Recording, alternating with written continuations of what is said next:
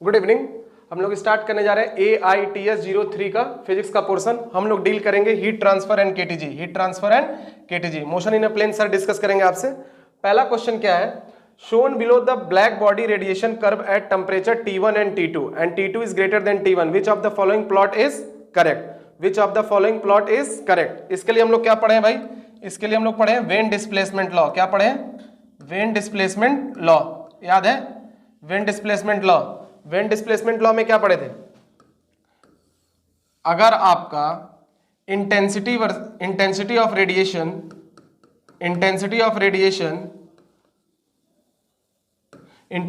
Radiation versus wavelength का अगर graph है तो कैसे बनता है भाई? ऐसे बनता है। और यहां पे ये क्या आता है? Lambda max. यहां पे क्या आता है? ये लैम्डा मैक्स डोम शेप का बनता है। ठीक है, बहुत डिटेल में इसको डिस्कस किए, intensity of radiation versus lambda max. इसमें हम लोग क्या पढ़े हैं कि अगर टेम्परेचर इंक्रीज करते हैं, अगर टेम्परेचर इंक्रीज करते हैं तो लैम्डा मैक्स क्या होता है? अगर टेम्परेचर इंक्रीज करते हैं तो lambda max shift towards left, lambda max shift towards left की तरफ आता है। तो फिर कोई ऐसे बनेगा, फिर कोई तुम्हारा यूं करके यूं बनेगा, और लैम्डा मैक्स बढ़ाओगे यूं बढ़ेगा, तो लेफ्ट की तरफ श्रिंक करता जाएगा, लेफ्ट की तरफ आता जाएगा। तो सबसे बढ़िया लेफ्ट में वाला कौन सा? ये तो कहीं से तुमको नहीं दिख रहा, ये तो कुछ है नहीं। यहाँ पे देखो दोनों सेम है, यहाँ दो सेम है, सेम यहाँ पे है। ये वाला ग्राफ तुम्हारा सही लग रहा है, सही ना? कुछ नहीं है। अगर आप टेम्परेचर रेस करते हो, टेम्परेचर जैसे जैसे बढ़ता है लैम्डा मैक्स लेफ्ट की तरफ शिफ्ट होता जाएगा। बहुत बार ये क्वेश्चन आया चुका है, बस ध्यान रखिएगा, जो भी T2 जो टेम्परेचर बड़ा होगा उसका लैम्डा मैक्स लेफ्ट की तरफ शिफ्ट करेगा। ठीक है, आगे डिस्कस करते हैं। ठीक है, if the star of a radius is r act as a black body would be the temperature of the star in which is the rate of production q is। चलिए, तो इसमें हम लोग से क्या पूछा है कि अगर रेडियस ऑफ स्टार r है तो टेम्परेचर का टर्म में फॉर्मूला बताइए। तो बहुत स्टीरियोटाइप क्वेश्चन है। क्या स्टेफन वाला फॉर्मूला याद है? q is equal to sigma a t to the power 4 into T, q is equal to sigma a t to the power 4 into T. तो इसमें तो तुमको सिंपल बोल दिया क्या, रेट ऑफ प्रोडक्शन, मतलब ये q बाई टी, तो इस t की जरूरत है नहीं, इस q बाई टी की जरूरत अपने को है नहीं, इस q बाई टी की जरूरत नहीं है। मतलब ये तुम समझ रहे हो ना, ये t है तो इसी को नीचे लेते आओगे तो q by T is equal to what, sigma a t to the power 4। Generally इसको हम लोग h से डिनोट करते हैं। किससे डिनोट करते हैं? h से। लेकिन क्वेश्चन के अकॉर्डिंग इसने इसको q ही बोला तो ठीक है, हम लोग q ही लेके चलते हैं। तो q की वैल्यू कितनी हो गई? सिग्मा, और a की जगह क्या रखेंगे? 4 pi r square t to the power 4, 4 pi r square t to the power 4। हमको t के टर्म्स में पूछा है तो t टू द पावर 4 क्या होगा? q divide by sigma into 4 pi R square, q is equal to q upon sigma into 4 pi R square. ठीक है, अब इसी t को उधर लेके चले जाते हैं, इसी t को उधर लेके चले जाएंगे तो क्या हो जाएगा? 1/4। कौन सा आंसर है भाई? ये वाला आंसर हो जाएगा, q upon sigma 4 pi R square, ये वाला आंसर है अपना। हाँ ठीक है, एकदम फर्स्ट क्लास। नेक्स्ट देखा जाता है, if a slab of a stone. देखिए ये सिर्फ हम लोग क्वेश्चन डिस्कस कर रहे हैं, यहाँ कोई वो नहीं होगा, कोई थ्योरी वगैरह पार्ट नहीं है, थ्योरी वाला पार्ट नहीं पढ़ना है यहाँ पे, सिर्फ क्वेश्चन है तो क्वेश्चन जल्दी जल्दी सॉल्व करेंगे। ठीक है, if the slab of a stone area is this much, thickness is this much, temperature is this much and surface of the slab 1 hour में 5.8 kg मेल्ट होता है तो thermal conductivity of the slab कितना होगा? ठीक है भाई, formula direct यही वाला, Q थर्मल कंडक्टिविटी वाला, K is equal to KA delta T by L। कौन सा फॉर्मूला है भाई? Fourier law. कौन सा law? Fourier law. Q is equal to KA delta T by L। सारी वैल्यू पुट करिए, अपने को K पूछा है तो Q की जगह अपन क्या नहीं, हमको डायरेक्ट हीट तो दिया नहीं है, हमको डायरेक्ट हीट नहीं दिया तो हम क्या अप्लाई कर सकते हैं? Q की जगह ml, Q की जगह ml, KA delta T by L। समझ में आया? चलो, अब हमसे थर्मल कंडक्टिविटी पूछा है तो हम क्या लगा सकते हैं? थर्मल कंडक्टिविटी पूछा है तो क्या लिख सकते हैं? ml ऊपर से क्या, A delta T into T, यही है ना?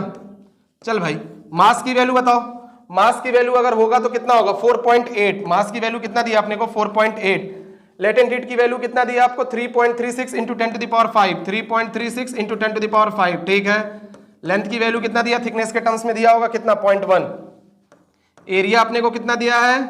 एरिया दिया है 0.36, एरिया कितना दिया? 0.36। ठीक है, डेल्टा टी की value 100, temperature delta 100, temperature time कितना दिया आपने को? 1 आवर, मतलब 3600 सेकेंड्स।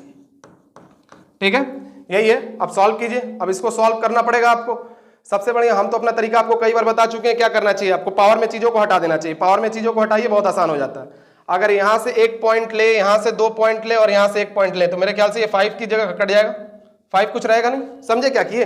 48 3.36 में से यहां से 2 गया और 0.1 में से गया, तो ये सब वैल्यू तो हट जाएंगी मेरे ख्याल से। ये हटेगा, ये हटेगा और ये हटेगा, ये सब चीजें हटेंगी। ये नहीं हटा गया, चलो ठीक है कोई बात नहीं, ऐसे आगे करते हैं। ठीक है, 4.8 को इसको कैसे लिख सकते हैं? 4, मैं फिर से हटाता हूं इसको, देखना। देखो इसको डायरेक्ट लिखते हैं। मास की वैल्यू को कितना लिखोगे? मास की वैल्यू कहां दी है तुमको? मास की वैल्यू 4.8, तो इसको 48 इंटू 10 टू द पावर -1 लिखें। ठीक है, और ये आपका एल की वैल्यू कितना दिया है? 336 into 10 to the power 3। Power में चीजों को मत, किसी को पॉइंट में मत रखिए, पॉइंट में नहीं रखेंगे कैलकुलेशन बहुत आसान हो जाता है। और आपकी एल की वैल्यू कितना है? 10 to the power -1।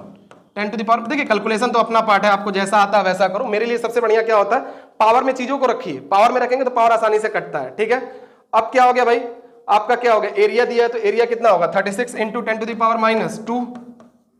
Delta T आपका 100 और ये 3600, यही ना। अब देख लो क्या क्या कट रहा है, क्या क्या कट रहा है। देखो अगर सही से देखा जाए तो -2 से ये कट जाएगा, ये कट गया, और क्या कटेगा? -1 और -1 और यहां बचेगा तुम्हारा 10, तो इसको कट कर दें, यहां बच जाएगा 360।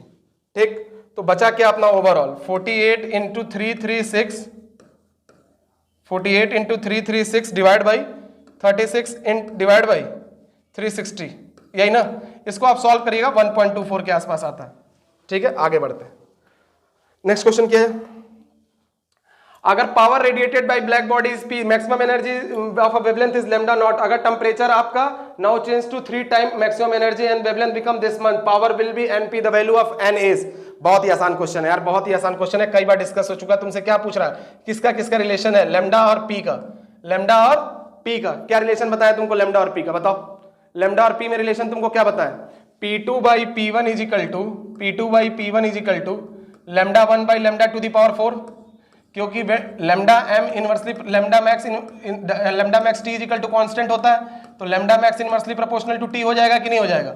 और हमको पता है p is directly proportional to t to the power 4, correlate कर लो। तो P2 की वैल्यू तुमको कितना दिया है? पहला तुम्हारा पहला पावर है p और दूसरा क्या दिया है? np। ठीक है, कोई इशू नहीं है। लैम्डा 1 की वैल्यू कितना दिया है? लैम्डा 1 की वैल्यू लैम्डा नॉट, और लैम्डा 2 की वैल्यू कितना दिया? 3/4 लैम्डा नॉट। ठीक है भाई, रखो, कट करो, ऊपर जाएगा तो कितना हो जाएगा? p से p कट गया, p से p कट गया, तो n की वैल्यू कितनी आ गई? n की वैल्यू आ गई 4/3 टू द पावर 4, मतलब 256 divide by 81, 256 divide by 81। Next question. देखिए सिर्फ क्वेश्चन डिस्कस करेंगे और कुछ नहीं। ठीक है, क्लास में सब डिस्कशन हो चुका है। स्टेफन कांस्टेंट का यूनिट बताइए। क्वेश्चन में इसलिए दिया ना कि आपको भी पता नीट पॉइंट ऑफ व्यू से यूनिट डायमेंशन कितना इंपॉर्टेंट है। ठीक है, स्टेफन कांस्टेंट हो गया, बोल्ट्जमैन कांस्टेंट हो गया, ग्रेविटेशनल हो गया, परमिटिविटी हो गया, ये सब कई बार पूछता है। तो इसका तो आप निकाल ही लोगे, Q is equal to sigma A T to the power 4 into T, यही होता है ना। तो क्या करोगे? Q बाई टी और A T to the power 4 sigma, तो भाई कितना हो जाएगा? Joule per second metre square kelvin to the power 4। Joule per second ही क्या होता है? वॉट, तो watt metre square kelvin to the power 4, watt metre square kelvin to the power 4, watt metre square kelvin to the power. सही है, first class, आगे बढ़ा जाए। ठीक, अगर बॉडी इनिशियली 80 से 64 जा रहा है 5 मिनट्स में, अगर 52 जा रहा है, देखिए यहाँ क्वेश्चन में थोड़ा सा गलती नहीं है, मिसप्रिंट है, 52 इन 10 मिनट्स होगा। 52 इन 10 minutes the temperature of the surrounding is, temperature of the surrounding is. तो ठीक है, क्या फॉर्मूला है? पढ़े है ना, T1 minus Newton's law of cooling, T1 minus T2 T K T1 plus T2 by 2 minus TS। बहुत ही इंपॉर्टेंट फॉर्मूला, एक फॉर्मूला और कन्वेक्शन खत्म। ठीक, तो रखो 80 minus 64 divide by 5 is equal to K। 80 plus 64, 80 plus 64 means what? 144, 144 by 2 that is 72 minus TS। एक equation ये आया। ठीक, एक इक्वेशन ये आया। दूसरा क्या बनेगा? 64 से 52 गया, तो 64 minus 52 divide by 10 is equal to K। 64 plus 52, 64 plus 52 कितना हो जाएगा भाई? 64 52 बताओ यार, 6 और ये कितना हो गया? 116, मतलब 58, 58 माइनस TS। दो इक्वेशन, दो वेरिएबल, K कट जाएगा, कर लीजिएगा ना इसको, इसमें तो कुछ है नहीं। 80 माइनस 64 कितना हो जाएगा आपका? 16, 16 by 5 divide by 64 minus 52 12 by 10 is equal to K cut गया, 72 minus TS is equal to 58 minus TS, यही है। अब कट्टम कुट्टा खेल ले भाई, कितना हो गया, ये और ये 7 आ गए, तो 16 इंटू 10, 5 इंटू 12, ये सब यार टाइम पास है, करते रहो। 58 माइनस TS, ठीक। अब अगर इसको कट कर दे तो 5 2 जा 10, और ये कितना आ गया 4, और ये आ गया 3, मतलब 8/3, 8/3 72 minus TS, 58 minus TS। Solve करिए, मेरे हिसाब से आंसर इसका आता है 16। देख लीजिएगा, आप कैलकुलेशन यहाँ से करिए, ठीक है। अगला क्वेश्चन, ये क्वेश्चन सर डिस्कस करेंगे आगे। स्टोन को प्रोजेक्ट किया जा रहा है, ये अच्छा, ये मेरे पार्ट का नहीं है, आगे बढ़े, ठीक। A slab consist 2 portion different thickness, this must equivalent thermal conductivity. बताइए, स्लैब रखा गया, क्या रखा गया, स्लैब। स्लैब वाला कौन सा कांस्टेंट होता है, मतलब कौन सा कॉन्सेप्ट होता है, सीरीज कॉन्सेप्ट। के इक्विवेलेंट सीरीज का क्या होता है, याद है आपको, के इक्विवेलेंट सीरीज का मैंने बताया आपको, L1 plus L2 divide by what, L1 K1 plus L2 by K2। देखिए फॉर्मूला टिप पे रहेगा तभी नीट में कुछ होगा। अगर आप सोचे यहाँ डेरिवेशन करेंगे तब तो हो गया भाई। L1 plus L2, L1 by K1 plus L2 by K2, class में बहुत डिटेल में ये सब बताएं कैसे होता है। अगर पैरेलल वाला होगा तो क्या होगा, K1 A1 plus K2 A2 divide by A1 plus A2, ठीक है। दोनों का थिकनेस सेम है, तो L प्लस L कितना हो गया, L by K1 plus L by K2। यहां से साफ साफ दिख रहा है कितना आएगा, 2K1 K2 upon K1 plus K2। Next, अगर टेम्परेचर ऑफ द, अगर ये ब्लैक बॉडी है, टेम्परेचर 227 है और इतना कैलोरी पर सेकंड है, अगर टेम्परेचर 727 हो गया तो क्या होगा। देखिए ऐसे क्वेश्चन रेडिएशन के, देखिए कंडक्शन या कन्वेक्शन के क्वेश्चन में आप टेम्परेचर को सेल्सियस में रखिए, कोई डिग्री नहीं, लेकिन T⁴ वाले जितने भी रेडिएशन के क्वेश्चन है, सारे क्वेश्चन में आपको टेम्परेचर को केल्विन में रखना है, ठीक है। तो क्वेश्चन तो ठीक है, कोई बहुत बड़ा इशू नहीं है। H1/S2 is equal to what, T1/T2⁴, T1/T2⁴। पहला कितना दिया, 20 दिया है, S2 पूछ रहा है आपसे। T1 की वैल्यू अगर 227 है तो टेम्परेचर में बदलेंगे केल्विन में तो कितना होगा, 500 डिवाइड बाई 1000⁴ कटेगा कितना होगा, 1/2, 1/2 बोले तो 4⁻16, 16 to 320, 320। Next question, average speed of a gas molecule is V at pressure B, keeping temperature constant, pressure of the gas is double, average speed will be। चाहे एवरेज स्पीड हो, चाहे RMS speed हो, चाहे most probable speed हो, देखिए चाहे average speed हो, चाहे VRMS स्पीड हो, चाहे मोस्ट प्रोबेबल स्पीड हो, मैं बता चुका हूं, they only depend on temperature, they only depend on temperature, they only depend on temperature and molar mass, they only depend on temperature and molar mass, temperature and molar mass. ये सिर्फ temperature और molar mass पे depend करते हैं और किसी factor पे depend नहीं करते। V is directly proportional to √T and V is inversely proportional to √M, ठीक है। और किसी फैक्टर, प्रेशर डेंसिटी वगैरह पे डिपेंड नहीं करते हैं। तो अगर एवरेज स्पीड V है P प्रेशर पे, तो अगर प्रेशर को डबल भी कर देंगे तो एवरेज स्पीड सेम ही रहेगी, ठीक है। अगला क्वेश्चन, अगर 4 मॉलिक्यूल है 1 2 3 4, RMS स्पीड बताइए। RMS स्पीड का फॉर्मूला VRMS, आपको क्या सिखाया है, पहले स्क्वायर करो, पहले क्या करो, स्क्वायर करो, पहले स्क्वायर करो, फिर उसका मीन लो और फिर उसका रूट लो। स्क्वायर करो, मीन लो, रूट लो, तो कितना होगा, 1 का स्क्वायर प्लस 2 का स्क्वायर प्लस 3 का स्क्वायर प्लस 4 का स्क्वायर डिवाइड बाई 4। फिर से RMS वाला मतलब उल्टा चलो, S मतलब पहले स्क्वायर करो, M मतलब पहले उसका मीन लो और फिर उसका रूट लो। यहां गड़बड़ी क्वेश्चन में क्या करते हैं, सम करके स्क्वायर करते हैं, ये नहीं करना है, ठीक है। तो ये कितना हो गया, 16 9 25 30, 30/4 अंडर रूट में मीन्स व्हाट, 15/√15/2, √15/2 आपका ये आंसर हो गया। आगे बढ़ा जाए, चलिए। One end of a thermal conductivity T1 है, दूसरा T2 है। अगर रॉड को कंपोज कर दिया थर्मल कंडक्टिविटी बताइए। किसका क्वेश्चन है ये, किसका क्वेश्चन है, कॉमन बेस टेम्परेचर का क्वेश्चन है। तो ठीक है, लिखो, मान लेते हैं यहाँ T टेम्परेचर है, मान लेते हैं T टेम्परेचर है, तो कितना होगा, T1 minus T divide by what, L1 K1A, फिर क्या होगा, T minus T2 L2 K2A, यही होगा ना, L2 K2A, ठीक है। A से A अपना कट गया, A से A अपना कट गया, ऊपर ले जाएंगे K1 T1 minus K1 T divide by L1, फिर इसको ऊपर ले जाएंगे K2 T minus K2 T2 divide by L2। वैसे आंसर तो यही हो गया, K1 T1 के साथ L2 जाएगा, K1 T2 के साथ L2 जाएगा। सॉल्व करना है, कर लेते हैं, क्रॉस मल्टीप्लाई करो भाई, K1 T1 L2 और minus K1 T L2 is equal to what, K2T_L1 minus K2T2L1। यही हुआ कि नहीं हुआ? अच्छा, अब T वाले को एक साथ कर लेते हैं, अब T वाले को एक साथ कर लेते हैं, कुछ गड़बड़ी नहीं हुई। K1T1L2 ठीक है, K1T_L2 ये भी ठीक है, K2T_L1 माइनस K2T2L1 ठीक है, कोई फर्स्ट क्लास। तो T वाले को एक साथ रख लेते हैं, बाकी इधर भेज देते हैं, तो क्या हो जाएगा K1T1L2 plus K2T2L1 is equal to what? K2L1 plus K1L2T। तो कौन सा आंसर है भाई? K1T1L2, K1T1L2, K2T2L1 और K2L1 प्लस K1L2, ये आंसर जाएगा। बहुत आसान क्वेश्चन है यार, बस देखना पड़ेगा। अब क्या करोगे? टी को नीचे डिवाइड करना, जगह नहीं मेरे पास, ठीक है। आगे बढ़ते हैं, ये ठीक क्वेश्चन है, जेई में आया हुआ क्वेश्चन है, सेम डिट्टो वही क्वेश्चन है। क्या बोल रहा है कि अगर temperature of the outer surface of a composite slab अगर इतना इतना है, तो बताइए rate of heat transfer through the surrounding की अगर एफ की वैल्यू कितनी हो जाएगी? एफ की वैल्यू अपने से पूछ रहा है, कुछ नहीं, पहले सीरीज कॉम्बिनेशन है तो के इक्विवेलेंट निकाल लेते हैं। सीरीज कॉम्बिनेशन में के इक्विवेलेंट क्या होगा? अभी समझाए, L1 plus L2 divide by what? L1 K1 plus L2 by K2।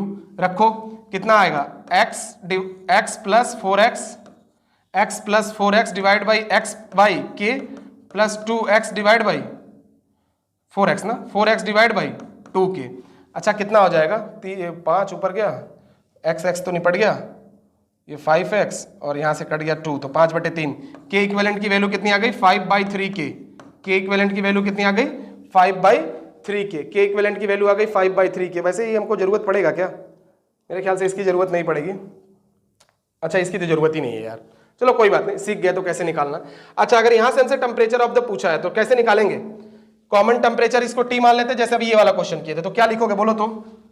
T2 minus T x by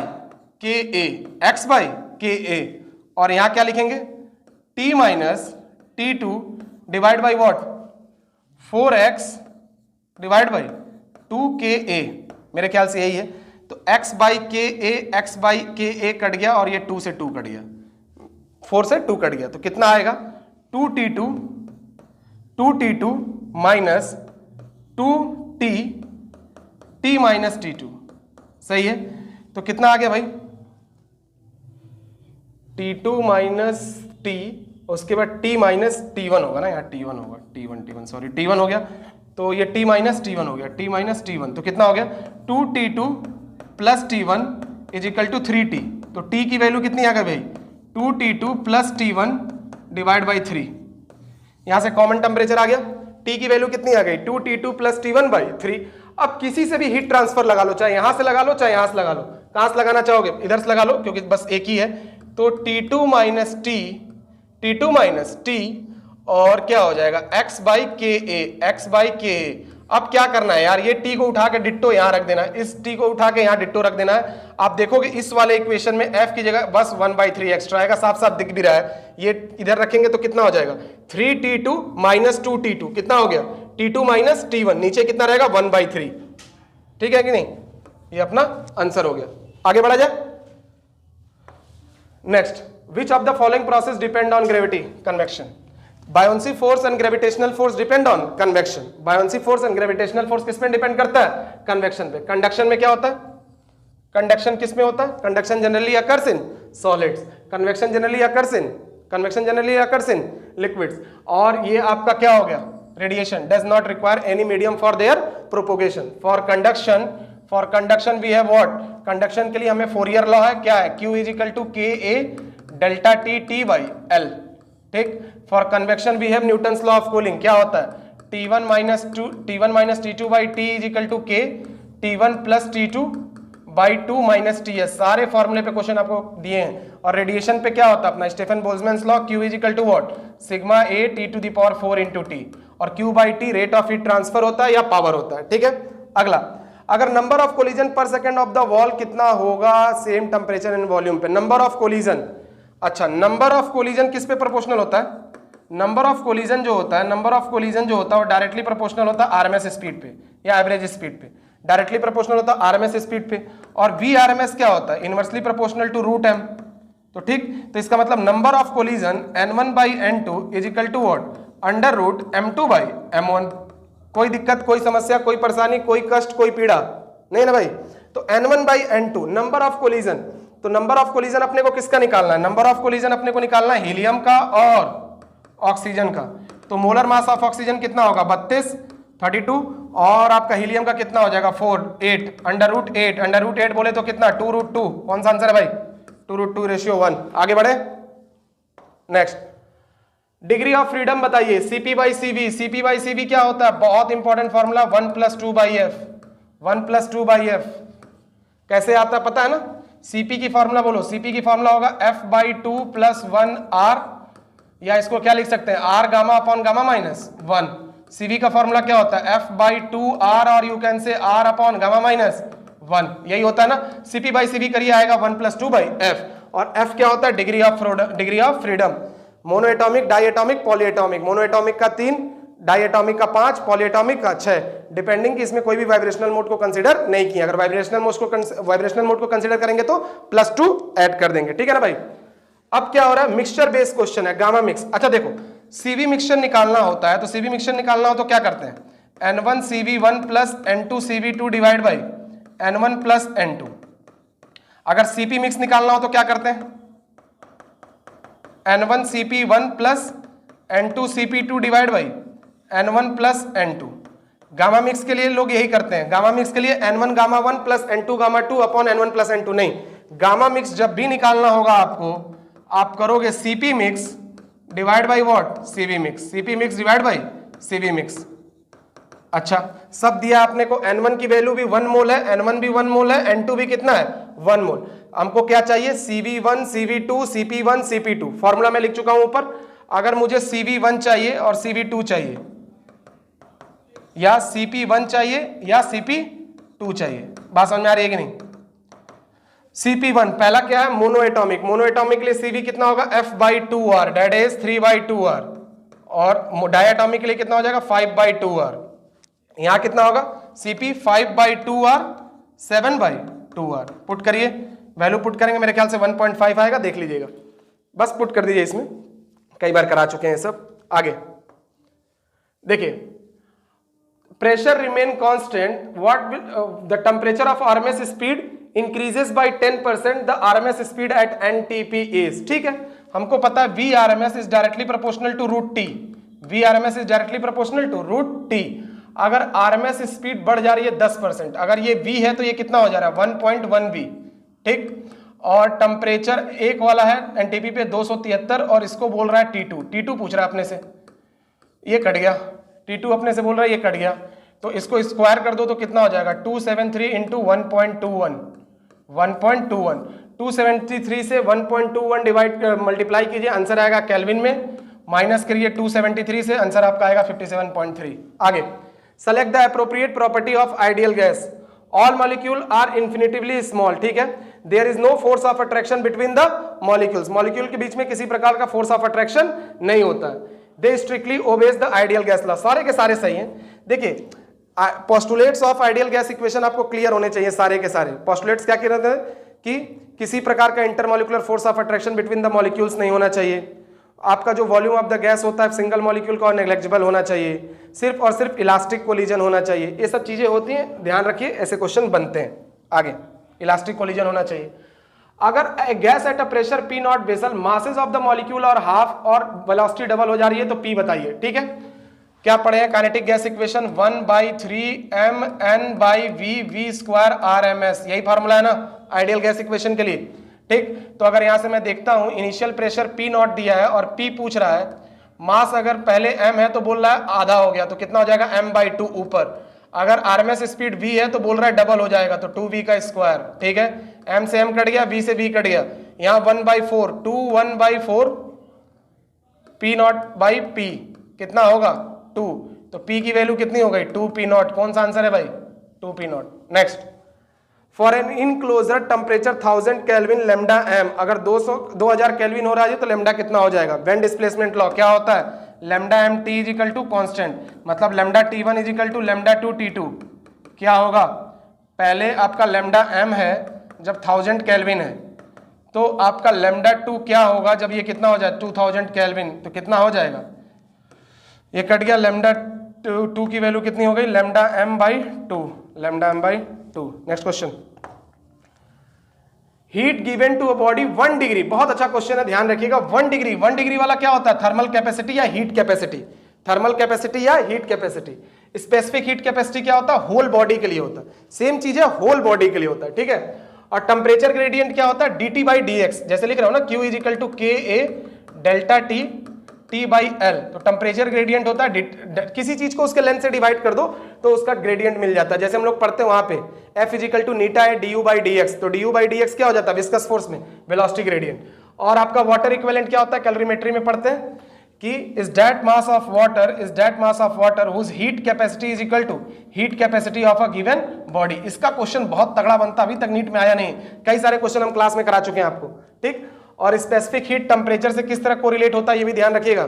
temperature से बहुत बार क्वेश्चन पूछता है कि टेम्परेचर से आप सेमीकंडक्टर पे क्या फर्क पड़ता है, मेटल्स पे रेजिस्टिविटी वाला कॉन्सेप्ट होता है, यंग मॉडुलस पे क्या फर्क पड़ता है, जितने भी मटेरियल प्रॉपर्टी होते हैं ना उन पे टेम्परेचर पे वेरिएशन आता है, उसको आपको देखना पड़ेगा अच्छे से। लेटेंट हीट पर क्या फर्क पड़ता है, स्पेसिफिक हीट पे क्या फर्क पड़ता है, तो ये सब क्वेश्चन हम आपको बहुत डिटेल में डिस्कस कर चुके हैं। अगर एक टर्म होता है एनर्जी डेंसिटी, एनर्जी डेंसिटी बहुत कमाल का टर्म है। एनर्जी डेंसिटी मतलब energy per unit volume, energy per unit volume. देखो ये आपका मैकेनिकल प्रॉपर्टीज ऑफ सॉलिड में भी यूज होता है, कैपेसिटर में भी यूज होता है और यहाँ पे भी यूज होता है, ठीक है। तो एनर्जी आप लोग काइनेटिक एनर्जी का फॉर्मूला पता है, 3/2 PV, 3/2 PV। तो kinetic energy per unit volume कितना हो गया, 3/2 P। पूछा क्या आपने P के टर्म्स में, तो P के टर्म्स में कितना हो जाएगा, 2/3, और ये E लिख दिया है, तो काइनेटिक एनर्जी पर वॉल्यूम को E से निकाल, तो 2/3E, 2/3E कौन सा आंसर होगा, ये हो जाएगा। आगे,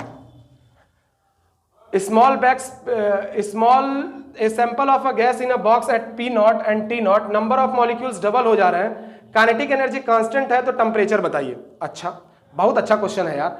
काइनेटिक एनर्जी बराबर कर दे रहा है, काइनेटिक एनर्जी बराबर है, तो kinetic energy 1 upon kinetic energy दोनों का बराबर है। काइनेटिक एनर्जी क्या होता है, काइनेटिक एनर्जी का formula 3/2 nRT1 is equal to 3/2। यहां पे बोल रहा है कि क्या नाम है आपका, नंबर ऑफ मॉलिक्यूल्स डबल हो जा रहे हैं, तो 2nRT2, ठीक है। इनिशियली टेम्परेचर दिया है T0, इनिशियली टेम्परेचर दिया है T0, तो 3/2 nR कैंसिल हो गया, तो T2 की वैल्यू कितनी हो गई, T0/2, कितनी हो गई, T0/2, T0/2 हो गया। तो T0/2 वाला कौन सा आंसर है आपका, T0/2, या तो ये हो सकता है या तो ये हो सकता है, ठीक। तो अब आपको पता है टेम्परेचर पता है, प्रेशर पता है, तो क्या आइडियल गैस इक्वेशन नहीं लगा सकते हो यार, P1 V1 T1 is equal to P2 V2 T2। Simple दिख रहा है कि बराबर में आ जाएगा, P0 आंसर हो जाएगा, ठीक। विच of the following method will enable the volume of a gas increase by 4 times, volume 4 गुना बढ़ जा रहा है, वॉल्यूम क्या हो रहा है, 4 गुना बढ़ जा रहा है। अब ये क्वेश्चन के लिए अब एक एक चीज रख के देखना पड़ेगा यार। P1 V1 T1 is equal to what, P2 V2 T2, है कि नहीं। तो इनिशियली प्रेशर P1 है, V1 है और ये T1 है, ठीक है। पहला ऑप्शन क्या है, डबल द टेम्परेचर, अगर और प्रेशर हाफ, तो अगर P2 क्या हो जाएगा, P1/2, और वॉल्यूम देखना है और टेम्परेचर कितना बोल रहा है, डबल 2T1। तो मेरे ख्याल से P1 से P1 कट गया, T1 से T1 कट गया, अरे वेरी गुड। V2 की वैल्यू पहली बार में ही आ गई 4V1, 4 गुना इसी में हो जा रहा। लकी थे हम लोग, नहीं तो एक एक करके देखना पड़ता, ठीक है। वैसे अगर तीसरा होता तो मैं डायरेक्ट तीसरा ही सॉल्व करता, इतना आप हमको जानते हैं। Next, on increasing the number density in a vessel mean free path.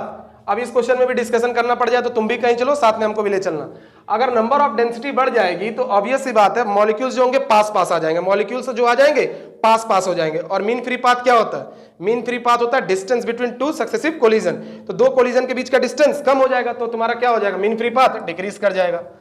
On increasing the temperature of a gas 6 degree Celsius, अगर वॉल्यूम प्रेशर बढ़ जा रहा है 4% से, वॉल्यूम कांस्टेंट है तो टेम्परेचर बताइए, ठीक है। तो क्या हो जाएगा, P1/T1 is equal to P2/T2, क्योंकि वॉल्यूम क्या है, कांस्टेंट। इनिशियली प्रेशर आपका कितना है, P है, और टेम्परेचर T है। बोल रहा है कि 0.1% से बढ़ गया तो कितना हो गया, 1.004, 4% ना, हाँ ठीक है, 1.004, और T2 में T+6। देखो एक बहुत बड़ा कंफ्यूजन यहाँ बच्चों में आता है कि इसको केल्विन में बदलना चाहते हैं, T+6 केल्विन में बदलेंगे तो कितना हो जाएगा, 279, और कहते हैं तब सॉल्व करिए। ठीक है, आप इसको 279 कर रहे हो ना, तो यहां भी +273 करो, बहुत तगड़ा गलती होता है इस क्वेश्चन में, और नीट कई बार घेर चुका है इस क्वेश्चन से। देखिए 6 डिग्री सेल्सियस है तो मैंने डायरेक्ट T+6 लिख दिया। कुछ लोग बोलते हैं कि आप T+6 लिख रहे हो, क्यों नहीं इसको केल्विन में बदल लो। नो प्रॉब्लम, आप बदलो ना इसको, लेकिन साथ साथ इसको भी बदलो। बात समझ आ रही? अब सॉल्व करो फटाक से। एक P से P कट गया तो T+6 is equal to what 1.004 T, तो कितना आ गया 0.004 T is equal to 6। Solve करेंगे 1500 केल्विन आएगा। ठीक है, दिख रहा है ना, 6/4 3/2 1.5 1500। क्लियर है? हर क्वेश्चन सॉल्व थोड़े करना चाहिए, दिमाग नहीं दिए भगवान। आगे हो गया, मेरे ख्याल से इतना ही था। चलिए बाकी सर डिस्कस करेंगे आपसे।